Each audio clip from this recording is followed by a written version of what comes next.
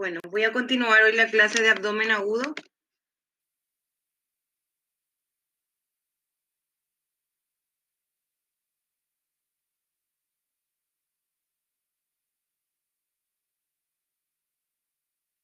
Si hay alguna pregunta sobre ayer, por favor, si pueden hacer ahora. Con el micrófono o escribiendo.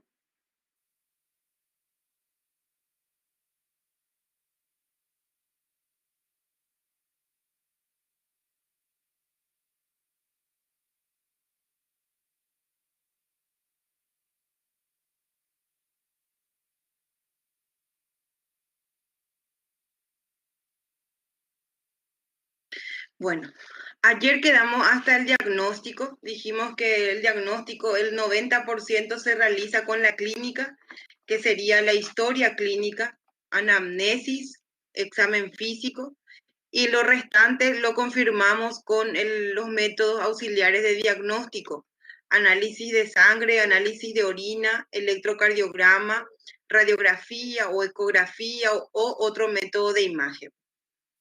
Ustedes seguramente que ya recuerdan porque habrán dado ya semiología médica, ¿verdad? En la anamnesis. No sé si creo que ya dieron semiología médica. Cómo se debe describir el dolor, ¿verdad? Para eso utilizan la mnemotecnia Alicia, que significa A, significa aparición, L significa localización del dolor, I, irradiación, luego C, carácter y intensidad, y la última A, atenuación y agravantes. Otra mnemotecnia que se puede utilizar es LITIC, que es localización, y intensidad, tipo, irradiación, inicio, irradiación y circunstancias de aparición. Cualquiera pueden usar para poder describir el dolor abdominal. Gracias a la semiología podemos pensar en ciertas patologías quirúrgicas por la forma de descripción del dolor abdominal. Otra cosa interesante, hay que preguntar si es la primera vez que está con esa historia de dolor abdominal o ya tiene episodios anteriores. Ese episodio anterior, ¿hace cuánto fue? ¿Cuántos días o cuánto tiempo duró y cómo sanó en ese entonces? Los síntomas generales que acompañan: fiebre, pérdida de apetito, astenia, síncope, mialgias, todo eso hay que preguntar porque ayudan para formar la hipótesis diagnóstica. Síntomas digestivos: náuseas, vómitos, alteración del hábito evacuatorio, por ejemplo, días con constipación y los otros días siguientes están con diarrea, constipaciones, estreñimiento. Alteración del aspecto de las heces, por ejemplo, heces con sangre o heces con moco. Al moco se le dice glera, es un término médico, gleras en las heces. Alteración en la eliminación de gases, hay que preguntar si tuvo emisión de gases en las últimas 24 horas. Y distensión abdominal, si fue creciendo el abdomen de tamaño. Síntomas urinarios para descartar patologías urinarias: disuria, que seguro que ya saben que disuria es dolor o disconfort al orinar. Oliguria, disminución en la cantidad o volumen de la orina en forma diaria. Alteraciones del aspecto, ya sea en el color, coloración oscura o roja, hematuria se llama eso. Si es muy oscura como la Coca-Cola se llama coluria, y otras alteraciones. Aspectos ginecológicos, hay que descartar enfermedades ginecológicas, por lo tanto, enfermedades de transmisión sexual, hay que preguntarle si ya tienen relaciones sexuales, si tienen leucorrea. Leucorrea es el flujo vaginal anormal. Normalmente las mujeres en la mitad del ciclo presentan un flujo vaginal que es normal, de un aspecto normal compuesto por la flora vaginal habitual, pero cuando hay microorganismos patógenos que están infectando, entonces el flujo vaginal es de mayor cantidad cambia el aspecto, puede ser un aspecto como leche cortada, de coloración blanca, fétida, a veces es amarilla o verdosa. Eso va a depender del germen que lo causa o del microorganismo que lo está causando. Porque pueden ser o infecciones vaginales como la enfermedad pélvica inflamatoria, pueden ser hongos como la candidiasis o puede ser tricomona vaginalis, ¿verdad? Dispareunia es dolor durante el coito, durante la relación sexual. La fecha de la última menstruación es muy importante para descartar un embarazo. Siempre decía un profesor mío también, toda mujer en edad fértil está embarazada hasta demostrar lo contrario. O sea que si una mujer tiene una edad reproductiva, tiene que hacerse o pedirse, solicitarse un beta-HCG para descartar embarazos, especialmente si hay dolor hacia la parte baja del abdomen, hacia la fosa ilíaca derecha, izquierda o hipogastrio, hay que descartar o patologías ginecológicas o en este caso en fosas ilíacas están las trompas, el embarazo ectópico.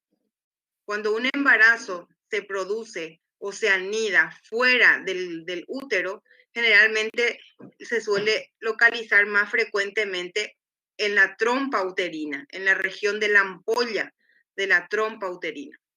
Entonces hay que preguntar fecha de última menstruación, si cuenta que tiene un atraso menstrual, eso se llama amenorrea, entonces con más razón hay que pedir beta-HCG y descartar un embarazo ectópico.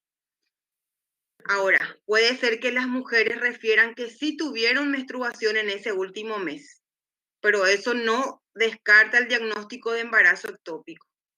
¿Por qué? Porque muchas veces las mujeres tienen esa última regla o esa última menstruación, pero realmente no fue menstruación, sino fue un sangrado en poca cantidad que se le llama metrorragia.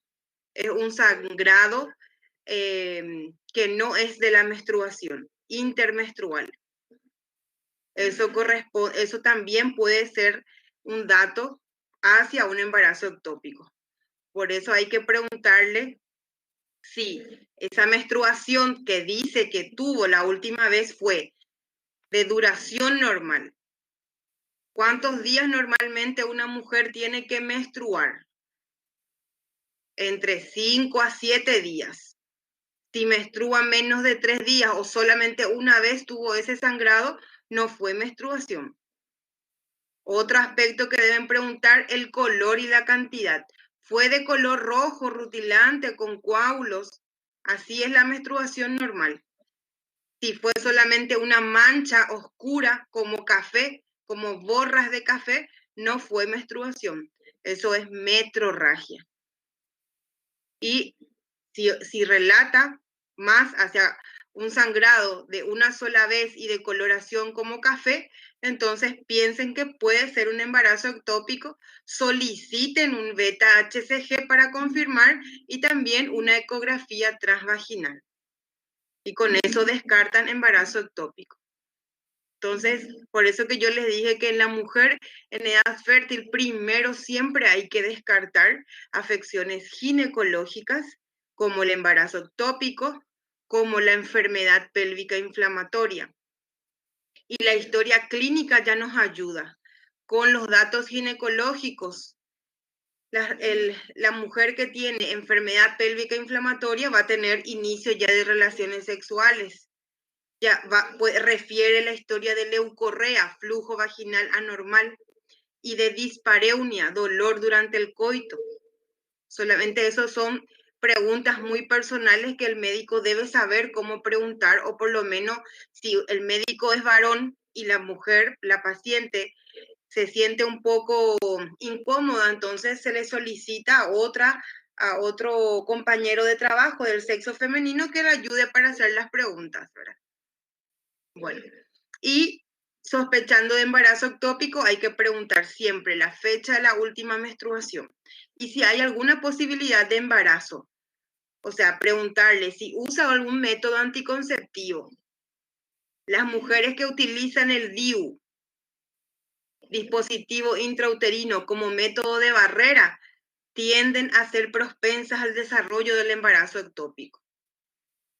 También aquellas mujeres que tienen la historia de que varias veces ya tuvieron infecciones a nivel vaginal, o sea, EPI, salpingitis, infección crónica a nivel de las trompas, que tuvo en forma aguda, sanó, después vuelve. Entonces esa historia crónica de infección a nivel de las trompas altera el epitelio de la trompa uterina y con eso también retrasa el proceso de nidación para que el óvulo o el feto, no es el feto, el blastocisto, que es la unión del óvulo y el espermatozoide, migre y se anide en la cavidad uterina. Entonces, por eso estos datos son muy importantes. Sí, sí, Luisa.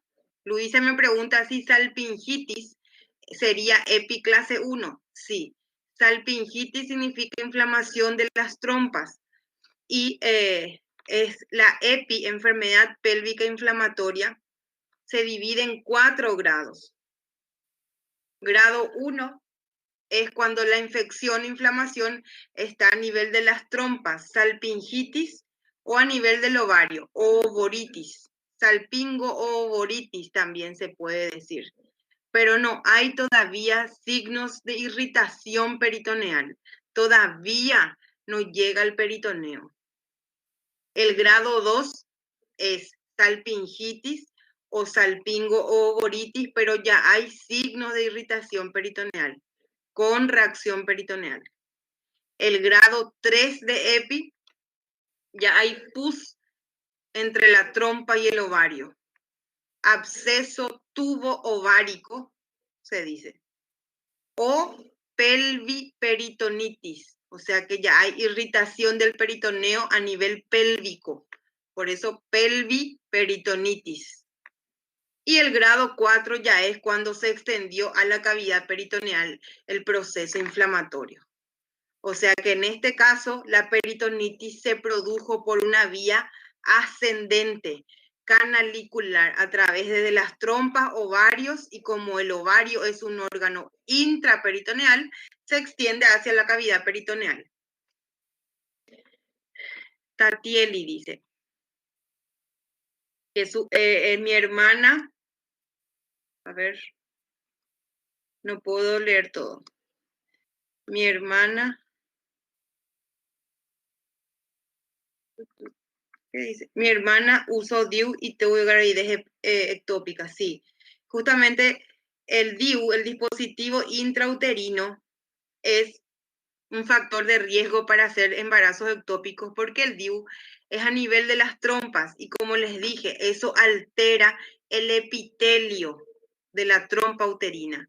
El epitelio de la trompa uterina es ciliado, tiene cilios y los cilios son los que hacen el movimiento para que el blastocisto que se formó de la fecundación migre y a partir del día 8 de la fecundación vaya hasta el útero y ahí se haga la anidación o la implantación. Pero como los cilios no están funcionando en la trompa, no hay ese transporte. Entonces queda a nivel de las trompas y se anida ahí. Por eso que DIU se relaciona bastante con embarazo ectópico. Antecedentes patológicos, siempre hay que preguntar si tiene hipertensión arterial, diabetes mellitus tipo 1 o 2, si ya se operó previamente, el uso de medicamentos en forma crónica o si usa drogas ilícitas y los hábitos de vida como por ejemplo el alcoholismo, el tabaquismo, el sedentarismo, ¿verdad? Si tiene patologías previas, comorbilidades, hay que preguntarle, ¿desde hace cuánto sabe que tiene hipertensión o diabetes? ¿Hace cuánto que se conoce que es diabético o hipertenso? ¿Cómo se trata? Con medicamentos, ¿qué medicamentos? ¿Cuántos miligramos y cuántas veces al día? De ahí nosotros como médicos sacamos si es un paciente que tiene un tratamiento regular o irregular.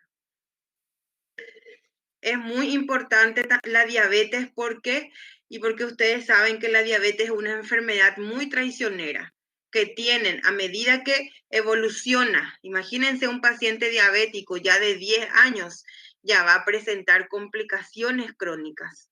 La neuropatía, retinopatía, nefropatía, la insuficiencia vascular periférica. Entonces ya va a tener toques en los órganos vitales. Ya puede fallar de una forma más rápida una vez que se le expone a un acto quirúrgico.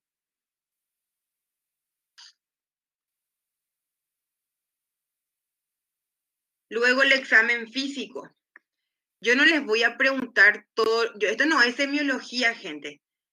Por ejemplo, esto es para que ustedes ya sepan cómo encarar una patología quirúrgica. A mí no me corresponde preguntarle ahora a ustedes la anamnesis del dolor abdominal. Eso voy a dar en semiología médica. Tampoco no me corresponde preguntarle todo lo que tienen que preguntar además de la anamnesis.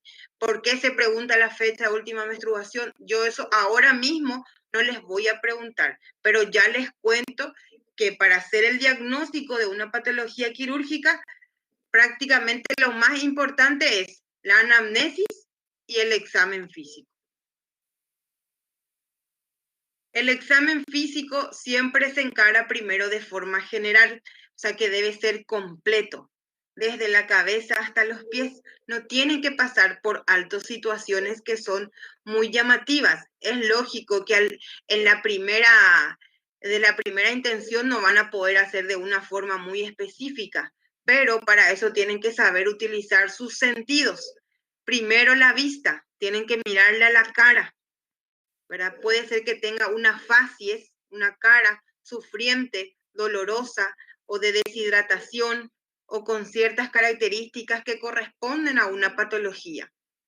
Ustedes saben que existen facies típicas, por ejemplo, las facies de la estenosis mitral, tiene las mejillas o como dicen ustedes, la buchella avermelhada, roja, ¿verdad? O la facies del paciente séptico, tiene la cara hipocrática, se dice. O sea, los ojos están hundidos, con ojeras, la piel está fría, pálida, sudorosa, el paciente está pálido. La palidez es sinónimo de hipoxia, o sea que puede ser por anemia, por insuficiencia respiratoria, fase cianótica, por déficit de oxígeno o por exceso de CO2 en el cuerpo, hipercapnia o hipoxemia. Entonces, el ojo clínico es muy importante.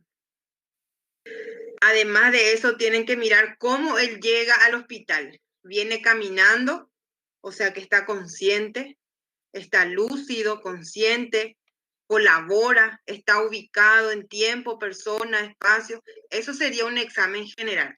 Mirar el tórax si está algo normal o ves ya que tiene algo raro en el tórax, una herida, una lesión.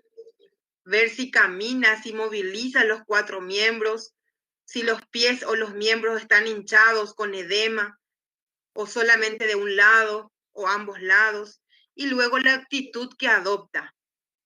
Muchas veces cuando el paciente llega con dolor, suelen adoptar ciertas posiciones para atenuar el dolor.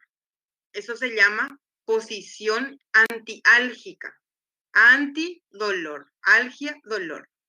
Entonces, posición antiálgica, por ejemplo, de la deflexión, flexionar el tórax sobre el abdomen o estar quieto, fijo, acostado en la camilla, en decúbito dorsal inmóvil, porque así atenúa el dolor. O si se ponen en decúbito lateral, ya sea derecho o izquierdo, dependiendo del lado de la lesión. Entonces son datos muy importantes que con la inspección uno ya puede observar y irse hacia un cierto diagnóstico. Signos sistémicos, los signos vitales. Esto es muy importante para los que ustedes estudiaron la semana pasada, que es el SIRS, sepsis y shock. Si un paciente está en SIRS, yo sé que es un paciente delicado ya, que esto puede, si es por un cuadro infeccioso o por otra causa de SIRS, puede evolucionar hacia un cuadro séptico o hacia un cuadro de shock y luego hacia una falla orgánica y luego la muerte. Entonces es importante porque voy a tener que monitorizar al paciente, voy a tener que tratar de estabilizar sus signos vitales y descubrir la causa que está ocasionando esa descompensación sistémica. Entonces, ver si el paciente tiene fiebre, está hipotenso, taquicárdico con taquipnea o con otros signos de insuficiencia respiratoria. ¿Cómo yo sé que el paciente tiene insuficiencia respiratoria? Con el solo hecho de mirar.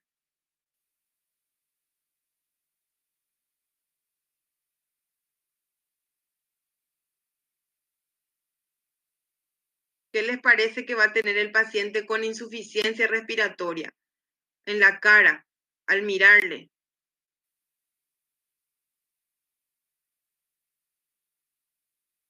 Muy bien, cianosis. Puede tener cianosis peribucal o cianosis central en el eje axial o a nivel periférico.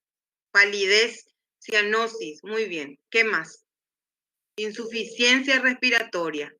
Dificultad respiratoria. Disnea. Muy bien. Muy bien. Aleteo nasal o movimiento de las alas de la nariz.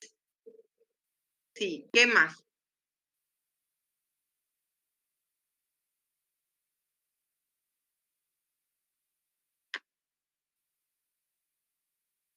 Sí, la hipernea porque va a tener alteración en la respiración, ¿verdad? Aumento de la frecuencia respiratoria o de la profundidad respiratoria. Porque no es lo mismo contar cuántas veces respira.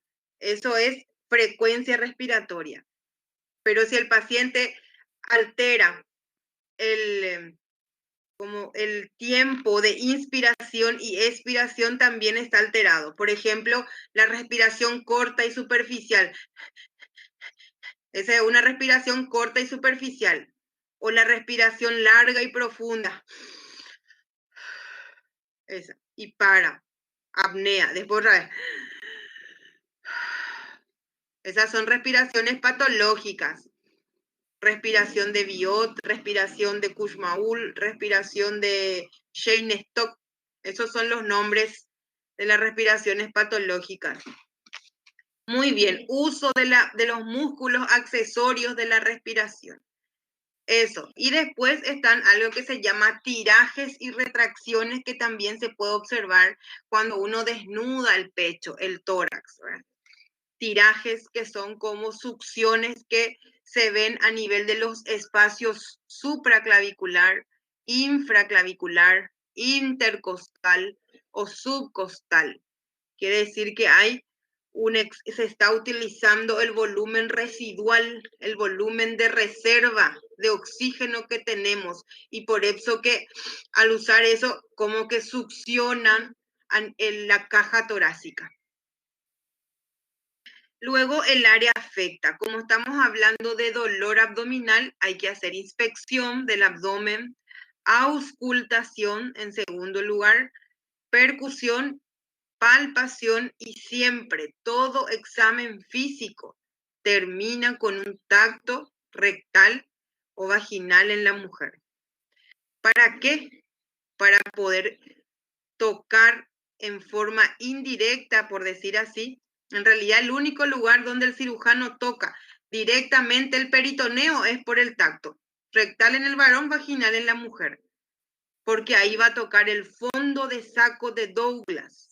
No sé si recuerdan lo que es el fondo de saco de Douglas. El fondo de saco de Douglas en la mujer, ¿entre qué y qué órgano está? Fondo de saco de Douglas. ¿Entre qué y qué órgano está?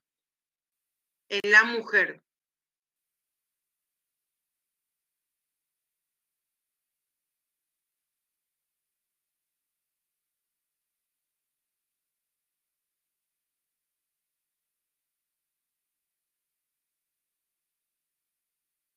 entre el recto y el útero. Muy bien.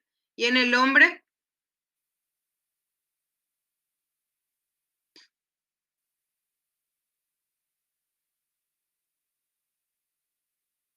Muy bien, entre la vejiga y el recto. Entonces la mujer se llama recto uterino, en realidad llega a una parte de la vagina también, por eso se llama en la mujer recto útero vaginal, y en el varón recto hacia atrás, hacia adelante vejiga, recto vesical o vésico rectal. Es muy importante porque cuando hay líquido en cavidad peritoneal, ese líquido, como es líquido, va hacia abajo, hacia la gravedad, hacia abajo. Entonces, se acumula en el punto más declive de la cavidad peritoneal, que es el fondo de saco de Douglas. Sin embargo, si el paciente está acostado, eso sí está parado, si está acostado en una posición, también puede haber ahí, pero también se puede buscar hacia arriba, hacia los recesos subfrénicos. ¿Se entiende? Generalmente el tacto vaginal o rectal se hace en una posición que se llama posición ginecológica en la mujer y en el varón en una posición que es la de cúbito lateral o posición de Sims, también se lo llama. Y es para descartar que no esté ocupado con líquido, ya sea si ese líquido es sangre, es pus o otro tipo de líquido. Y si es que está ocupado el fondo de saco de Douglas, o sea, entre el peritoneo parietal y visceral en esa región, entonces va a estar irritado.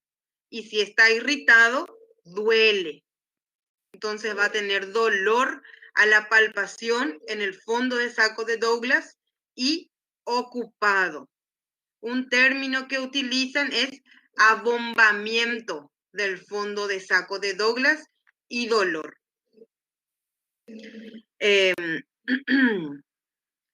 Entonces, siempre un examen físico debe terminar con tacto rectal o vaginal.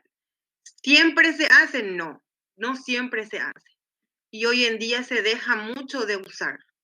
¿Por qué? Porque prefieren mandar a hacer ecografía u otros métodos auxiliares de imágenes para no hacer ese procedimiento. Pero yo creo que sería mucho más fácil, rápido y económico cumplir con el examen físico, porque eso realmente no tiene que doler, ¿verdad? No es algo en contra del paciente, en contra de la salud del paciente, al contrario. A veces es mucho más fidedigno hacer tacto rectal o vaginal que hacer una ecografía. Porque, como les dije, es una forma donde el cirujano toca el peritoneo. Otra cosa que se puede objetivar en el tacto es la temperatura. Normalmente la temperatura en el recto puede llegar hasta 38 grados, 38,2 incluso. Hasta ahí es normal. Y a veces se utiliza la medición de la temperatura en el recto y se compara con la temperatura corporal axilar, que es la que más usamos, que generalmente anormal es hasta 37,4, ustedes saben, ¿verdad? Bueno, pero si hay una diferencia de temperatura de más de 1 grado centígrado entre la temperatura axilar que ustedes objetivaron al ingreso del paciente y la temperatura rectal que objetivaron durante el tacto rectal o vaginal, si hay una diferencia, una resta de más de 1 grado centígrado, es sinónimo de compromiso peritoneal, irritación peritoneal, o sea, peritonitis. Por eso es importante hacer un tacto rectal o vaginal. ¿Más en quiénes? Más en esos pacientes donde hay mucha duda para el diagnóstico. Es diabético, no tiene mucho dolor. El diabético no va a tener mucho dolor. El diabético no va a tener probablemente fiebre. El diabético no va a tener probablemente signos de dolor al palpar en el abdomen. Va a ser leve. Entonces uno dice, es muy poco lo que se objetiva al tocar o lo que el paciente relata. Tiene pocas horas de evolución. El diabético que siente dolor mínimo ya puede estar con una peritonitis. Y en esos casos es bueno utilizar estas maniobras. Siempre hay que incluir el dorso y la región inguinal también. signos sistémicos como fiebre, hipotensión, taquicardia, taquipnea, insuficiencia respiratoria. Un ratito, por favor. Hola, doctor. No, estoy en mi clase. Te llamo cuando, dale, te llamo cuando termine. Dale, chao, chao.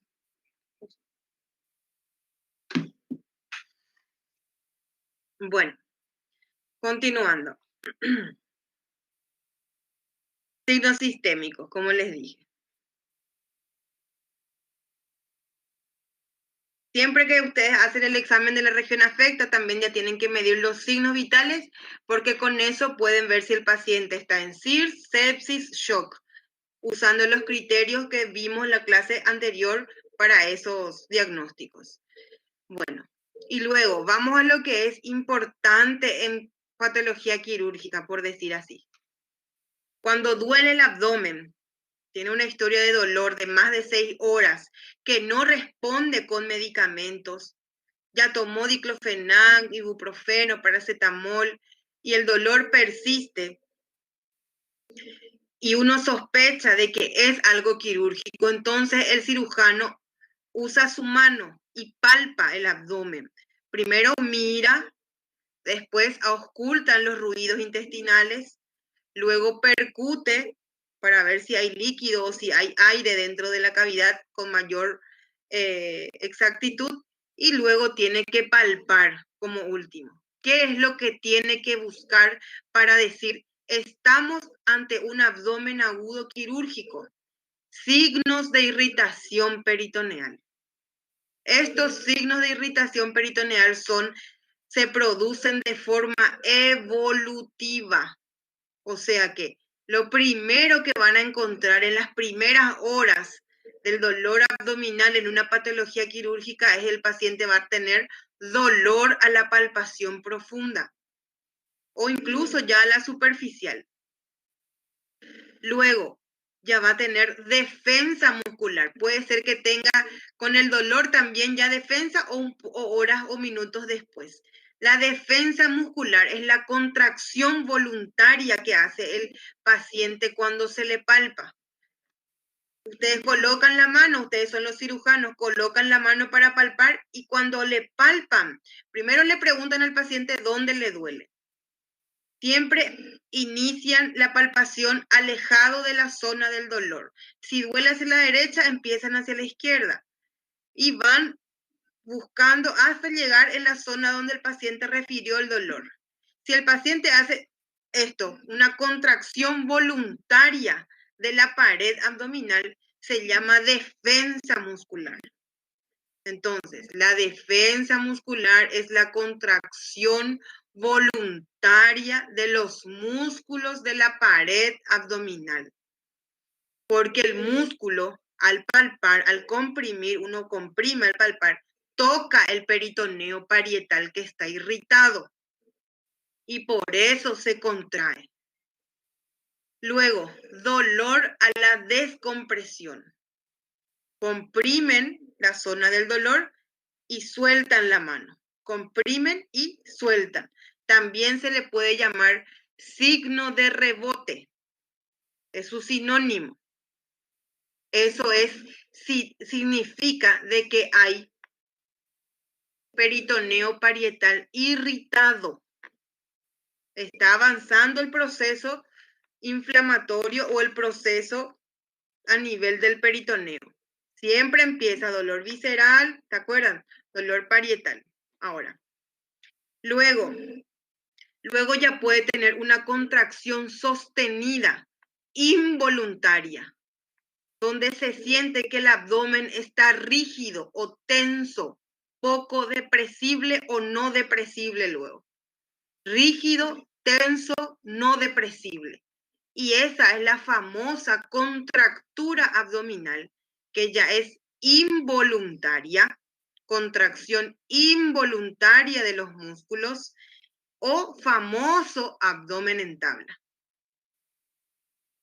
¿Entienden? Entonces, estos son los signos que van a buscar al palpar y pensar que están ante una patología quirúrgica. Yo sé que es un poco complicado entender ¿verdad? Pero a medida que van desarrollando las patologías van a ir entendiendo.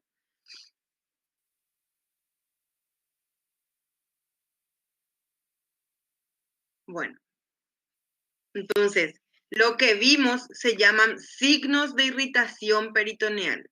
Dolor a la palpación profunda, defensa muscular, dolor a la descompresión o signo de rebote, contractura muscular o abdomen en tabla. Ahora, hay algo que se llama peritonismo. No, es lo mismo que peritonitis. El peritonismo es la irritación del peritoneo parietal, pero sin que sea un proceso infeccioso. ¿Entienden? Es algo que no hay un microorganismo que está infectando el peritoneo o no está comprometida la cavidad peritoneal. Por ejemplo, pacientes que tienen lupus eritematoso sistémico. El paciente con lupus es una enfermedad autoinmune. Su cuerpo crea inmunoglobulinas que actúan en contra o que irritan, que lesionan sus órganos. Ustedes saben que ustedes ya dieron lupus seguramente alguna vez, ¿verdad? Ya escucharon fisiopatología de lupus, ya dieron.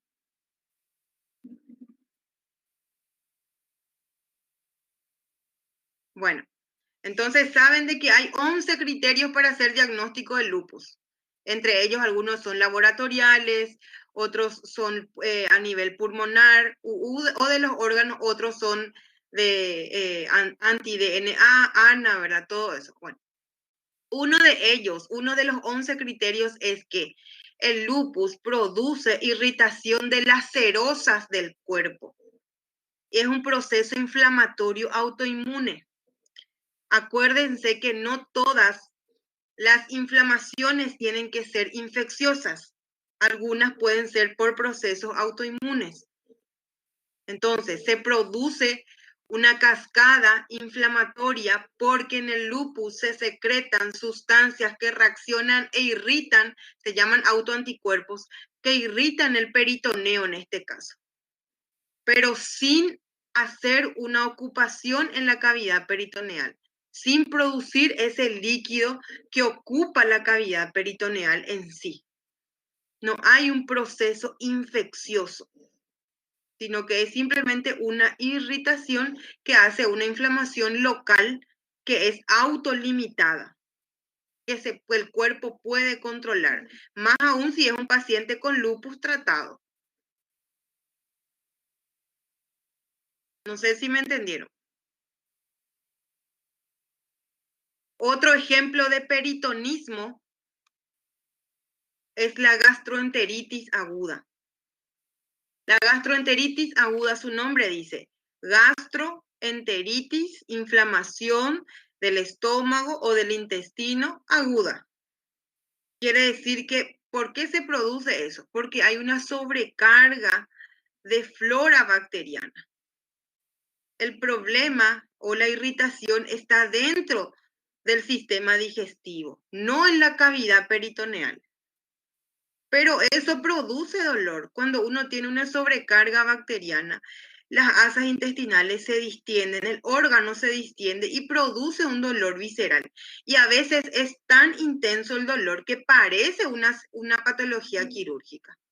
Lo mismo que el lupus. A veces la serositis que provoca en el peritoneo es tan intensa que parece una patología quirúrgica. Le confunden, porque como le duele todo el abdomen, uno le palpa y siente dolor a la palpación profunda, o incluso puede haber defensa muscular o dolor a la descompresión, y uno dice, a la pinta estamos ante una peritonitis, y en realidad no es.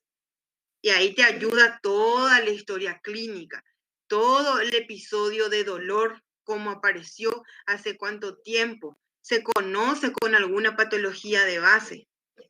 Entonces, todas esas ideas ya tuvo que haber pasado por tu cabeza antes de hacer el diagnóstico de una peritonitis que es quirúrgica. Bueno, y hay algo que Todavía no les dije porque tendríamos que dar muchas clases para saber todo esto, ¿verdad?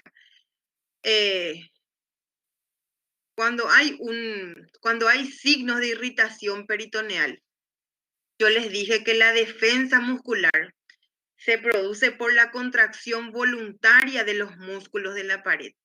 Cuando al palpar el peritoneo irritado, toca el músculo y con eso se contrae. Y aquí en la contractura muscular es involuntaria porque la contracción ya es sostenida. Quiere decir que el líquido que ocupa la cavidad peritoneal es tanto que tiene contacto directo con el músculo y hace que esa contracción ya sea continuada. Eso se aplica gracias a una ley que se llama ley de Stokes. Y si ustedes quieren ir a leerlo después, pueden leer. La ley de Stokes dice, todo músculo estriado, que son los músculos de la pared abdominal, en contacto con una serosa inflamada, se contrae. Todo músculo estriado, el músculo de la pared abdominal, recto, oblicuo mayor, menor, que está en contacto con una serosa inflamada, que sería el peritoneo parietal, se contrae. Por eso que el paciente, cuando uno hace compresión al palpar, se contrae de forma voluntaria. Pero cuando ya no hace compresión, el líquido ocupa tanto todo el espacio, ya que hace contracción en forma sostenida, ahí ya es involuntaria porque es continuada la contracción. Y por otro lado dice, todo músculo liso en contacto con una serosa inflamada se paraliza. Los dos son la ley de Stokes. ¿Dónde está el músculo liso en la cavidad peritoneal? ¿En qué parte? El músculo estriado son los músculos de la pared abdominal. ¿Y el músculo liso?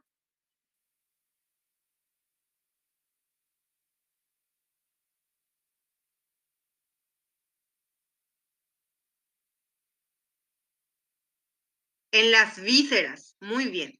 Entonces, cuando todo el peritoneo parietal y visceral están inflamados, tanto que se involucra a la víscera en sí, ese proceso inflamatorio llega hasta el músculo visceral que es liso y lo desactiva, por decir así. Le paraliza. ¿Por qué le paraliza? Porque hay una alteración hidroelectrolítica. Acuérdense que hay dos plexos autónomos a nivel muscular liso. El de Auerbach, que hace el peristaltismo, y el de Meissner, que hace secreción neuroendocrina.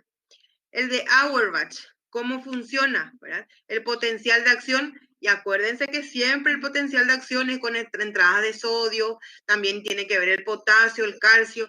Entonces, en un proceso donde hay inflamación, donde hay ya retención de líquido, hay desequilibrio hidroelectrolítico en las células, entonces todos esos iones van a estar alterados. Se altera también el potencial de acción y eso hace que se paralice el peristaltismo de los órganos viscerales que están comprometidos. Por eso que, en este caso, cuando hablamos de peristaltismo, hablamos de intestino, ¿verdad? Delgado y grueso. Entonces, que por eso que paciente que tenga ruidos hidroaéreos disminuidos o ausentes es sinónimo también de patología quirúrgica. Al menos hay que descartar hasta demostrar lo contrario. Entonces, ya saben que para sospechar de una patología quirúrgica en el examen físico tienen que haber signos de irritación peritoneal, que son estos, y alteración en la motilidad intestinal, ruidos intestinales o disminuidos o ausentes. Y hay un caso donde pueden estar muy aumentados, que es en el cuadro de obstrucción intestinal. ¿Ustedes ya dieron semiología médica?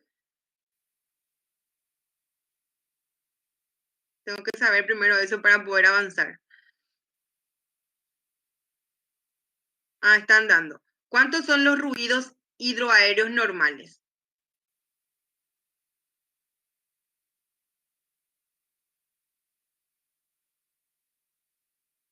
¿Quién sabe cuántos son los ruidos hidroaéreos normales?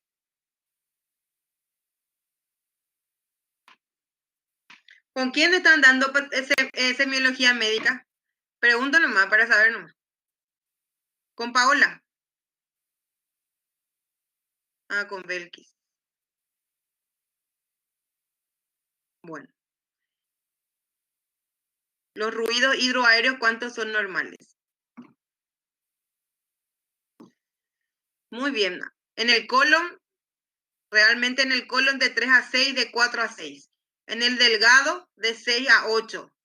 Algunos otros libros dicen que puede variar entre 4 a 6 hasta 12.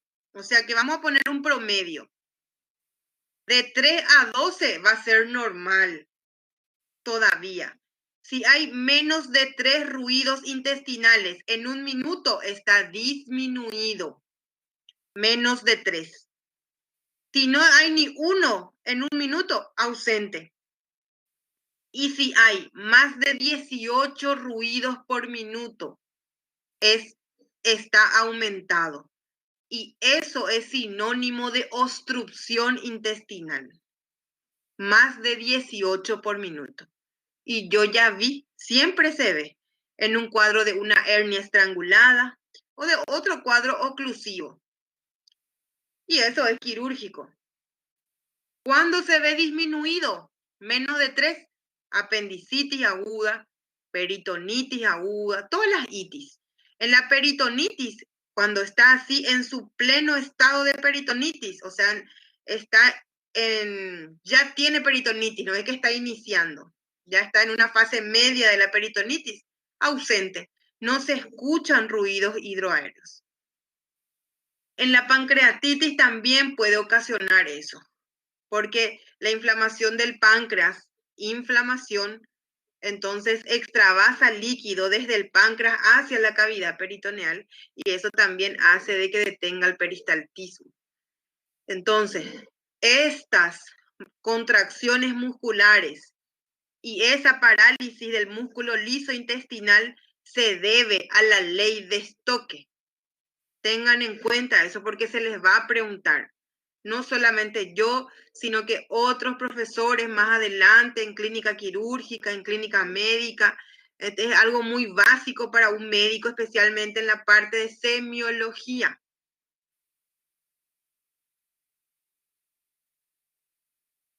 Entonces, ¿cuál es la diferencia entre peritonismo y peritonitis? El peritonismo es irritación del peritoneo sin infección. Los ruidos intestinales en el peritonismo van a estar normales. Normal. O puede incluso estar ligeramente aumentado. Y sí van a tener también los signos de irritación peritoneal. En la peritonitis hay un proceso infeccioso y entonces los ruidos intestinales van a estar ausentes o bien disminuidos, ausentes. ¿Se entiende? Y tienen también signos de irritación peritoneal, dolor, defensa. Y eso hay que determinar, hay que diferenciar bien. ¿Por qué? Porque va a venir un paciente con dolor abdominal intenso de 12 horas de evolución, náuseas, vómito, diarrea. Y uno le va a palpar, tiene dolor, tiene defensa, tiene dolor a la descompresión, tiene fiebre. Y uno dice, ¿será que es peritonitis o será que es gastroenteritis aguda? Entonces lo que uno va a hacer es hacer una buena historia clínica, detallando todo por proceso. Puede ser que esa gastroenteritis hace 12 horas, ahora nomás empezó a agravarse, pero el paciente ya estaba así ya hace 4 o 5 días. Entonces eso lleva más hacia una gastroenteritis. Difícilmente un paciente con peritonitis sobreviva con más de 5 días de evolución. Ya va a estar muerto. Y luego auscultar los ruidos hidroaéreos. Si está normal o semi-aumentado, gastroenteritis aguda. Pero si está disminuido, casi no se escucha ninguno, peritonitis aguda. Y luego van a ir viendo otros puntos, pero por lo menos ahora ya saben que no es lo mismo peritonitis que peritonismo. Los dos ejemplos clásicos que le di de peritonismo es la gastroenteritis aguda y el lupus eritematoso sistémico, que hace una serositis. Sí, vamos a decir que normal de 3 a 12. Eso cambia de acuerdo al libro, a las nomenclaturas, pero para hablar así claramente, ¿verdad? Vamos a ponerlo algo mínimo, 3 por minuto. Algo máximo, 12. Si no está dentro de ese rango, si está menos de 3, disminuido. Si está más de 18, decimos que está aumentado. 18 es el parámetro para decir aumentado. Y si no hay ninguno, ausente. La misma cosa a la percusión. Cuando percuten, si es mate, la percusión del abdomen, hay líquido. Si es timpánico, aire. Y de acuerdo a eso también van a ir pensando en las posibles causas. Bueno, y luego van a poder ver otros signos que son súper importantes, que es semiología, que yo no voy a detallar ahora, pero son signos en las diferentes patologías más frecuentes. Signo de Bloomberg y Robson se ve en apendicitis, signo de Murphy se ve en la colecistitis aguda, el de Giordano es puño percusión, o sea que alguna afección renal, signo de Cullen-Gray-Turner son signos de hemorragia intraperitoneal o retroperitoneal. Signo de Jover es cuando cambia la matidez del hígado por timpanismo. Y signo de Lenander es cuando hay esa disociación asilorectal entre la temperatura axilar y del recto a más de 1 grado centígrado. Pero como les dije, esto yo no voy a preguntar, esto es semiología médica, solamente aquí es para saber cómo se hace el diagnóstico de una patología quirúrgica. El examen físico es súper importante. Estos son esos signos de Cullen. Cullen es cuando hay así equimosis alrededor del ombligo periumbilical. Gray-Turner a nivel de los flancos. Y Fox Fox se ve a nivel inguinal. Llega hasta la ingle. Aquí ciertas maniobras para saber cómo deben palpar, ¿verdad? Realmente de esta forma no se hace, pero eso van a verlo después. Otros signos, signo de Bloomberg, de Robson, el signo de Murphy, signo del obturador, signo de Robson, se palpa a la izquierda pero duele a la derecha, eso es por el desplazamiento de los gases en el cuadro, en el contexto de una apendicitis aguda. Bueno, siempre también hay que saber dónde palpar, ¿verdad? Yo sé que el paciente señala en un lugar, pero como cirujano deben saber que hay puntos dolorosos del abdomen. ¿Cuáles son los puntos dolorosos del abdomen? Está el punto de Murphy, que se utiliza para buscar una apendicitis aguda. Está el punto de McBurney, ese es. Punto de McBurney es para buscar una apendicitis aguda, está en la fosa ilíaca derecha. Luego el punto de Murphy está en el hipocondrio derecho, que se utiliza para buscar en la vesícula, una colecistitis aguda. Puntos ureterales superior y medio, para buscar las estrecheces del uréter superior y medio. Generalmente el punto ureteral superior podemos palpar desde el ombligo 2 centímetros para arriba y en el borde externo del recto anterior del lado. Bueno, pero eso es semiología. Ahora, esto es lo que quiero hablar bien con ustedes, porque sí les voy a preguntar en el examen. Les voy a preguntar para descartar, ¿verdad? Una vez que ustedes hacen la historia clínica, vamos a suponer que ustedes están de guardia en un hospital y le llaman por teléfono y le dicen, doctor, llegó una paciente o un paciente con dolor abdominal. Y ahí mismo ustedes ya tienen que ir pensando en ciertas patologías que hay que descartar. La palabra clave es descartar. ¿Qué es lo que hay que descartar?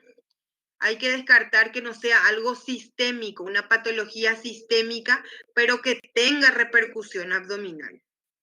Una patología torácica, pero que tenga repercusión abdominal.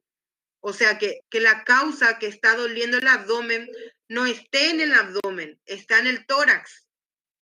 Un infarto del corazón puede hacer que duela el epigastrio, cuando el infarto asienta sobre la cara diafragmática del corazón. Y el paciente viene por dolor en epigastrio. Y ustedes piensan, es una gastritis, es un cólico biliar, es una úlcera, y realmente está haciendo un infarto. Entonces, esa es la secuencia para llegar al diagnóstico de un abdomen agudo quirúrgico. Hay que descartar afecciones generales con repercusión abdominal. Ejemplo, una afección sistémica metabólica es la diabetes. La diabetes tipo 1 suele a veces debutar, como ustedes saben, la tipo 1 es la que ocurre en pacientes más jóvenes, suele debutar como una cetoacidosis diabética. Y la cetoacidosis diabética se produce por el déficit, la insuficiencia de la insulina, donde como no hay insulina, no se absorbe la glucosa intracelular, entonces el cuerpo utiliza la grasa y usa la vía de ácidos grasos y ese residuo provoca cuerpos cetónicos, acumulación de cuerpos cetónicos en todo el cuerpo, en los líquidos corporales. Entonces van a encontrar cetonuria en la orina, cetonemia en la sangre, aliento cetónico a manzana verde, es lo típico del paciente diabético. ¿Y qué provoca esa presencia de cuerpos cetónicos? Un disturbio hidroelectrolítico. ¿Dónde se produce ese metabolismo, ese proceso enzimático? En el hígado. Entonces el hígado trabaja más de lo que tiene que trabajar diariamente. Se congestiona y la cápsula del hígado se distiende. Y una causa de dolor visceral abdominal es la distensión de las cápsulas de los órganos. Entonces el paciente viene por dolor abdominal y realmente lo que tiene es una cetoacidosis diabética. Es un dolor visceral por cetoacidosis diabética o incluso por deshidratación, porque hay disturbio hidroelectrolítico. Entonces ustedes tienen que descartar. Hoy en día se dice de que un signo vital más es el hemoglucotés. Hacer medición de glicemia capilar. Se le pincha el dedo y se mide la glucosa. Ustedes cuando vayan al hospital tienen que tener todos esos aparatos para que les ayude, porque es práctico y ustedes hacen el diagnóstico rápido. Entonces, si sospechan, es un paciente joven, delgado, le preguntan al llegar, ya le preguntan, ¿tiene antecedente familiar de alguna enfermedad sistémica, metabólica? Y dice, sí, él es diabético o sí, la mamá es diabética. Entonces le miden enseguida y ya descartan esa patología. Y además de eso, como les dije, tiene aliento cetónico y luego ya pueden hacer análisis de sangre e ir descartando. El dengue es típico aquí en Alto Paraná y en ciertas zonas del Brasil también, así la fiebre amarilla también en el Brasil. Entonces, el dengue y la fiebre amarilla son enfermedades virales que son sistémicas y producen deshidratación, alteraciones a nivel vascular y eso puede provocar dolor abdominal también. Por el proceso de deshidratación, incluso cuando en el dengue o en la fiebre amarilla hay dolor abdominal, es un signo de alarma. Entonces hay que vos como médico tenés que saber de cuáles son las epidemias o pandemias de la región donde estás actuando como médico. ¿Cuántos casos hay en tu comunidad? O por lo menos hay que actualizarse, ¿verdad? Antes de asumir un compromiso de hacer guardias y todo eso. Entonces, más todavía en verano aquí en Paraguay es frecuente el dengue. La meningitis aguda nunca hay que descartar. ¿Por qué? Porque la meningitis hasta hoy en día vemos muertes por meningitis. Tétanos dice que se erradicó, pero hubo un brote hace el año pasado o 2 años atrás en Estados Unidos. Entonces, ¿por qué? Y porque no se vacunan o porque por alguna razón, pero hay brotes. ¿Pero qué provoca esto? Porque hace pensar en una patología quirúrgica. La meningitis y el tétano produce contractura muscular, rigidez de los músculos. ¿Ustedes se acuerdan que el tétano daba una risa típica que se llama risa sardónica? Así el paciente se ríe de forma sática, así. Y provoca, y la meningitis, como hay irritación de las meninges, entonces todos los músculos paravertebrales y los que salen o los que se comunican a través de los nervios con la columna vertebral, la médula espinal, van a estar con contractura. Entonces el paciente va a manifestar abdomen en tabla o contractura, rígido. Y van a tocar y estamos con una peritonitis y realmente no es. Puede ser meningitis, tétanos. Además de eso, tienen que saber la triada de la meningitis, las otras manifestaciones que tienen que hacer en la semiología para descartar meningitis. Signos de Kerkin y Brusinski se les llama. Semiología neurológica, eso, que van a llegar a dar seguramente. Entonces, todo el examen físico hace el diagnóstico. Lupus eritematoso, que ya les expliqué, da peritonismo. La púrpura de Henoch-Lennop producen unas sustancias que son como proteínas en la sangre que también actúan como autoanticuerpos e irritan el peritoneo. La intoxicación por plomo y las picaduras por animales venenosos también producen dolor abdominal de cierta forma y descompensación en general. Entonces siempre hay que descartar esto.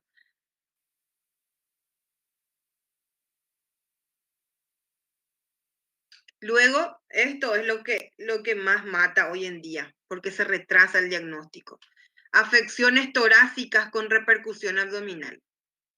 Ya les di el ejemplo, por eso está en primer lugar.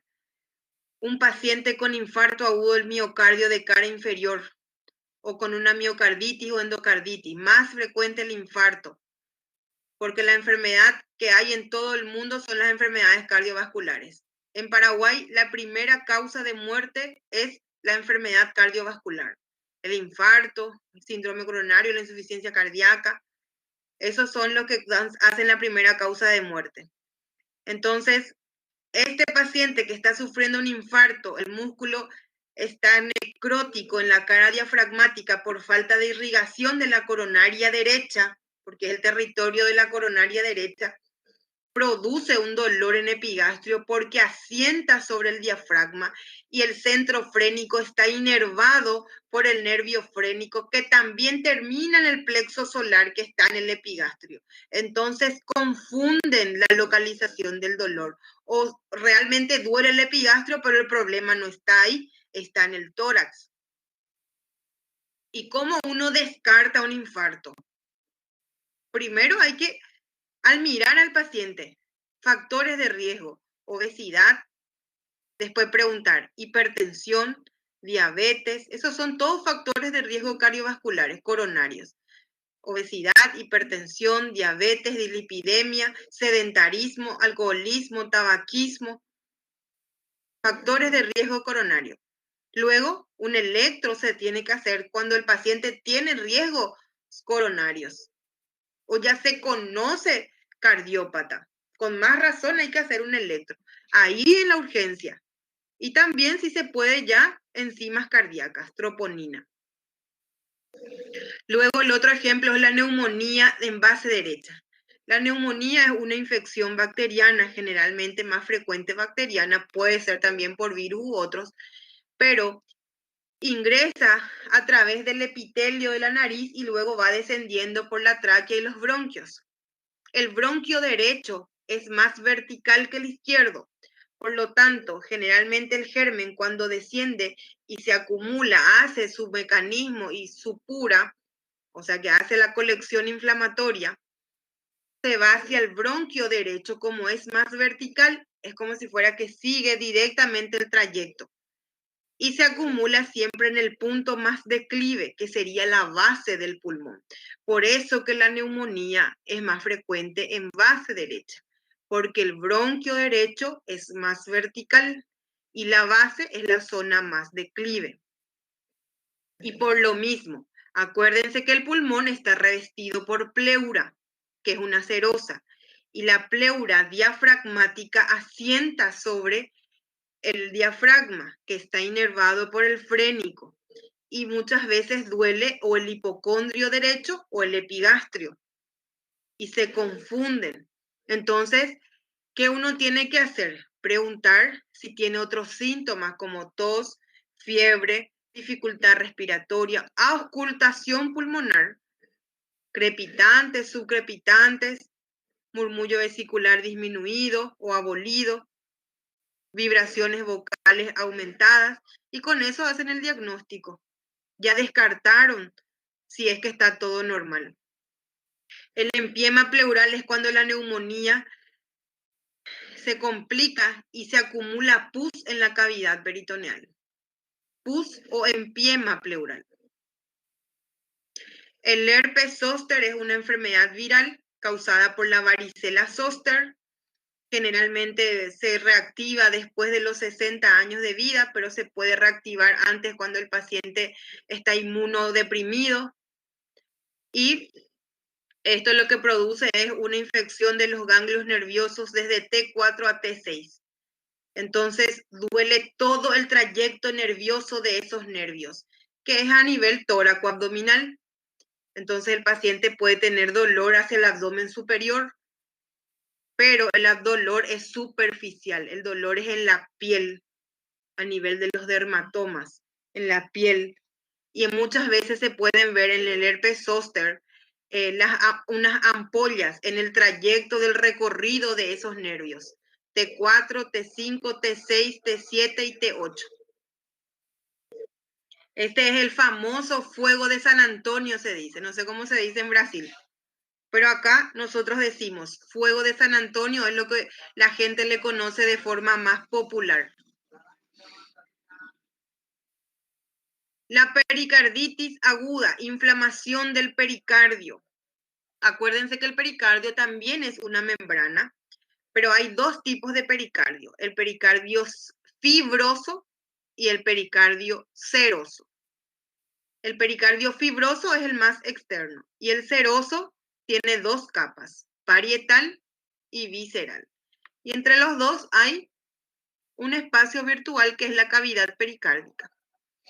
Bueno, ¿por qué les digo esto? Porque realmente cuando se inflama el pericardio, que se inflama es el pericardio seroso, la capa que está más adentro. Y eso generalmente ocurre por infecciones virales, y es más frecuente en pacientes jóvenes. El virus Coxsackie virus puede ocasionar eso. Puede ser que haya tenido una infección de las vías superiores virales y luego el Coxsackie virus persiste y migra e infecta el pericardio. Y si está en cara inferior, duele también el epigastrio. Tromboembolismo pulmonar, por lo mismo, puede asentar hacia la base e simular un dolor hacia abdomen superior. Y las pleuritis, que son derrame pleural o neumotórax, que también al irritar la pleura producen dolor hacia el abdomen superior.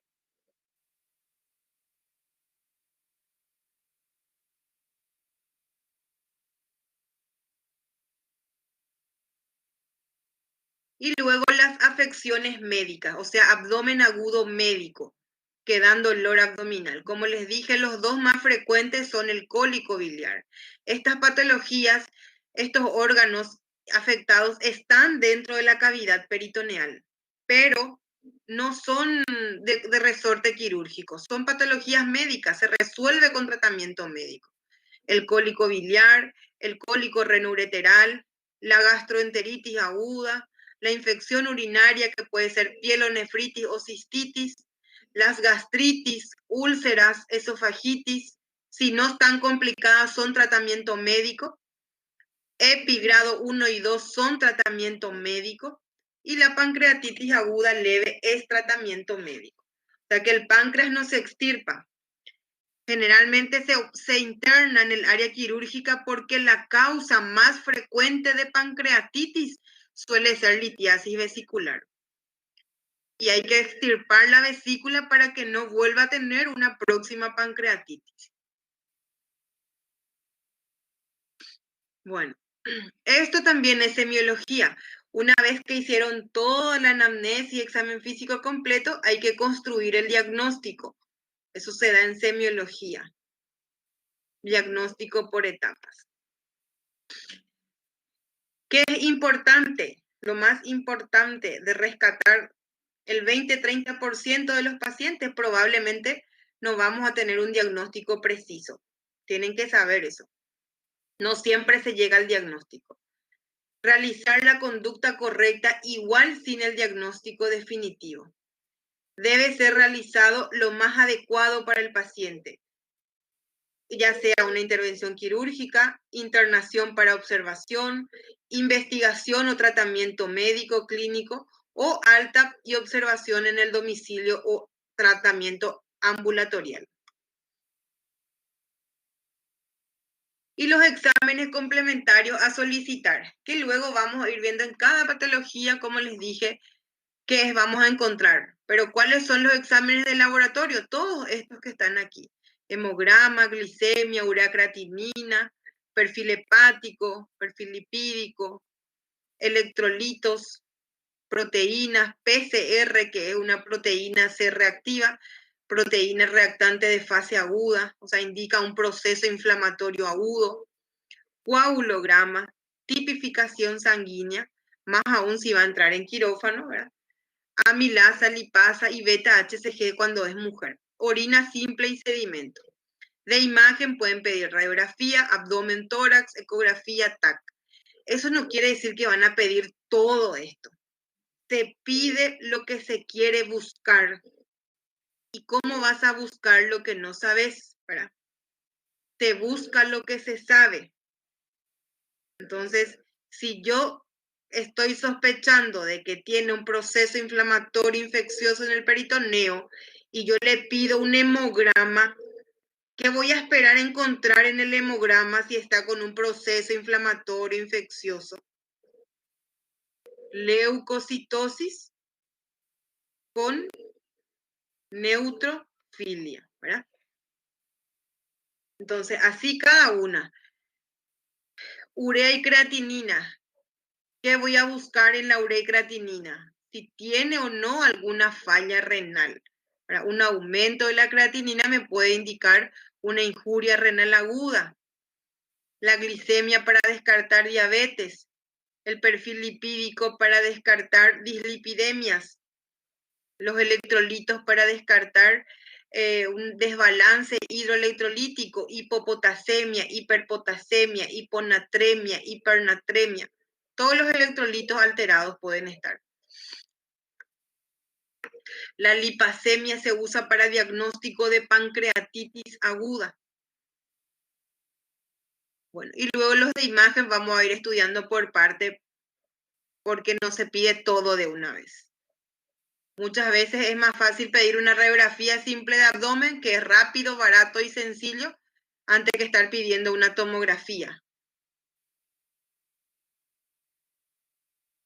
Bueno. Y aquí hay signos que vamos a ir estudiando a medida que que demos las patologías en sí, pero les voy a mostrar. Esto, por ejemplo, es una radiografía de tórax, donde ven que está la flecha. Esto blanco que estoy marcando, delimitando, es el diafragma. Y ven que por debajo del diafragma, por debajo se ve negro. Eso es neumoperitoneo, aire en la cavidad peritoneal. y se produce en el transcurso o en el contexto de la perforación de una víscera hueca, o sea, una peritonitis por perforación de vísceras huecas. Neumoperitoneo, y tiene un nombre típico que radiográficamente se lo llama signo de Popper. Ileo paralítico. Ven que esta es una radiografía de abdomen. Ven que hay zonas donde se ve negro, eso es aire, y se lo llaman niveles o dilatación de las asas. Acá también se ve dilatado, acá también se ven otros niveles, eso se llaman niveles hidroaéreos. Y cuando las asas están dilatadas, quiere decir que hay detención del peristaltismo. Y a eso se le llama ileoparalítico. Se ve en el contexto de una peritonitis. Acá se puede ver el árbol biliar, dice, pero raro, no se ve siempre. Acá está. Ven que el intestino está como dilatado, las asas intestinales, y se ven como pilas de monedas, como monedas unas encima de otras. Esa es la típica imagen del ilio paralítico. Signo en pilas de monedas. Asas distendidas. La ecografía abdominal se suele pedir cuando buscamos líquido en cavidad peritoneal o lecciones o abscesos, que es pus, para evaluar la vesícula buscando litiasis vesicular. También en la parte ginecológica ayuda a descartar patologías ginecológicas o para buscar engrosamiento de la pared del intestino. La tomografía también se utiliza para eso, pero es mucho más específico, ya buscando, por ejemplo, órganos retroperitoneales, como el páncreas, ¿verdad? Para ver con mayor especificidad las asas intestinales o cuantificar de una forma más específica la cantidad de líquido.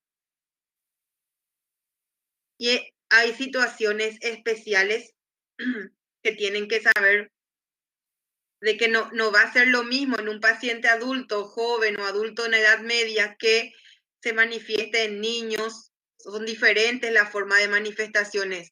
Una apendicitis aguda en niños es totalmente diferente a una en ancianos, se manifiesta de forma diferente, o uno en adulto medio. También en gestantes o en embarazadas, totalmente diferente. Obesos, inmunodeprimidos, desnutridos, o pacientes que están con tratamiento con corticoides, quimioterapias, antibióticos, tienen otras o diferentes manifestaciones, no tiene el mismo curso evolutivo de las patologías quirúrgicas. Entonces, es un reto para el cirujano.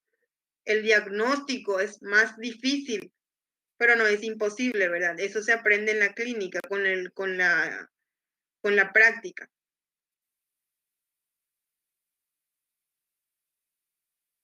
Bueno, y hasta acá es la clase de hoy, chicos. Me faltó dar la parte de fascitis y gangrena, que puedo grabar la clase o hacemos otro día.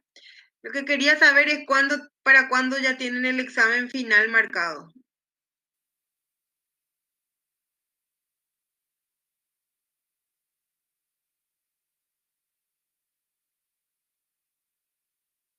El lunes a miércoles. Bueno. De abdomen agudo, solo les voy a preguntar la definición de abdomen agudo quirúrgico,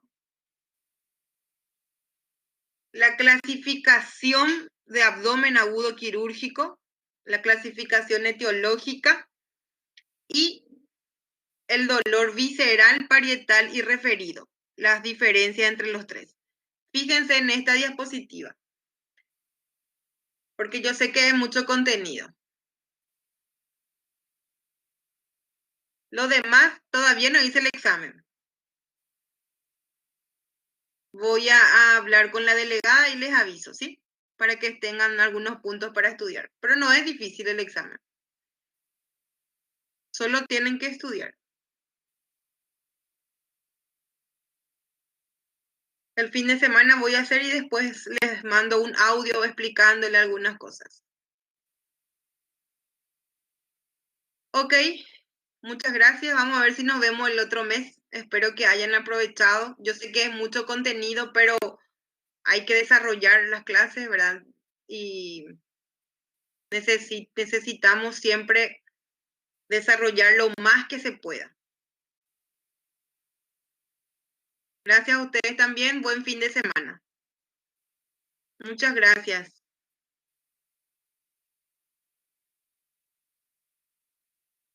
Chau, chau. Nos vemos.